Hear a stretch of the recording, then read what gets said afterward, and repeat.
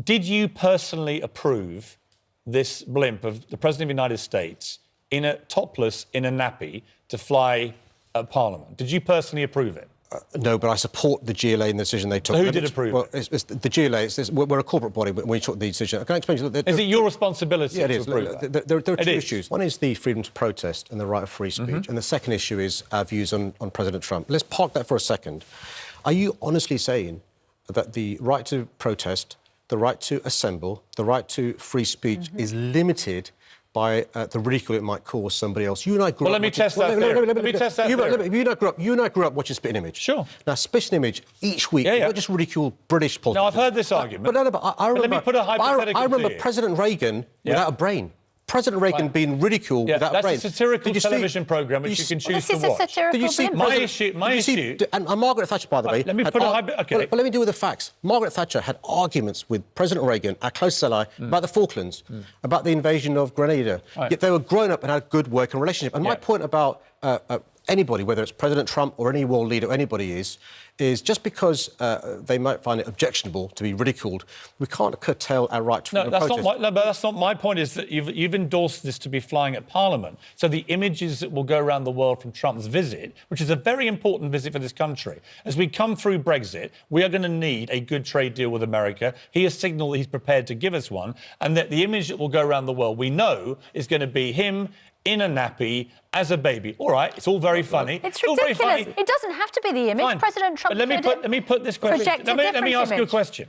If this president was Barack Obama, right, and someone came to you with a crowd-funded plan because they didn't agree with his drone strike policy, for example, perfectly legitimate way to criticise Obama, and they wanted to fly a giant 20-foot black baby of Obama topless in a nappy, would you have endorsed that? So let me answer that directly. So the answer is it peaceful?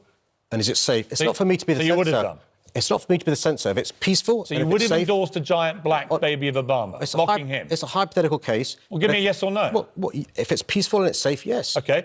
Would you have endorsed an image of you, depicting you, for argument's sake, as a pig, which would be very offensive to Muslims? Would you have endorsed that? If it's peaceful and if it's safe, yes. Really? So you wouldn't mind if there's a giant 20-foot caricature of you as a pig flying over the Houses of Parliament, which is the centre of our democratic power in this country, you would endorse that? If it's peaceful and if it's safe. Look, I can't be the censor. It's not for me to decide what's in good taste or bad taste. This weekend, there are two big protests taking place in our city. On Saturday, there's an extreme far-right, Free Tommy Robinson protest. You know my views on that. Yeah. They're same as yours, by the way. Yeah. And also a separate pro-Trump rally on Saturday. On Friday, there's an anti-Donald Trump protest. No, my views are irrelevant. The issue is, do they have freedom to protest, freedom to assemble, and should they be allowed to do so? If it's peaceful and it's safe, they should, Piers. You were remarkably quiet. You've been very vocal about Trump, right? But you were very quiet. You were very quiet about the Crown Prince of Saudi Arabia when he came here. You were very quiet about the President of Turkey when he came here. These two people, to many other people around the world, are far worse human beings in terms of what they've been doing. We have different than Donald standards Trump. for our friends. Why were you not as vocal about them?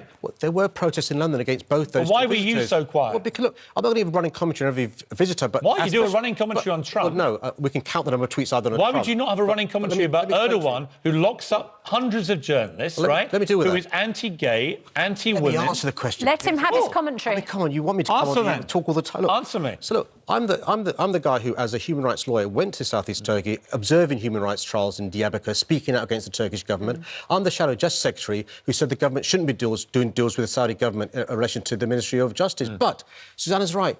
With our best friends, with countries with whom we have a special relationship, the expectations are different. They're different to the relationship we have with a mate or an acquaintance. And I'm not sure why you're putting aside your long-held views on freedom of speech, freedom of expression, because the guy happens to be your best mate. Let's not do that. No, that's not it at all. It's a slippery slope. It's a slippery slope. My issue is with the most senior politician in the capital city of this country treating Trump's visit here as an excuse to mock and humiliate him with this balloon at Parliament. If they were doing it on Brighton Beach, I wouldn't give a monkey's cuss. How high does it go, by the way? Because as I understood it, it was only a third of the height of Big Ben, and it's going to be on Parliament Square. My understanding is it's 6 foot high, 20, I'm not sure, old money, but 6 foot high, and it would be flown... 6 foot or 6 metres?